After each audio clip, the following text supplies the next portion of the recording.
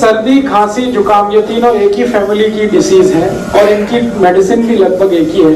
क्या क्या मेडिसिन है इसके लिए अपने रसोई में? सबसे अच्छी मेडिसिन है अपने रसोई में अदरक।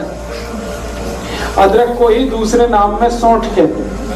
अदरक सूख जाता है तो सौंठ हो जाता है, अदरक सूख जाता है तो सौंठ हो जाता है। तो अदरक या सौंठ इसकी बेस्ट मेडिसिन है। दूसरी बेस्ट मेडिसिन है वो हल्दी है। तीसरी बेस्ट मेडिसिन सर्दी, खांसी, जुकाम की चूना है। चौथी बेस्ट मेडिसिन सर्दी, खांसी, जुकाम की किशमिश है।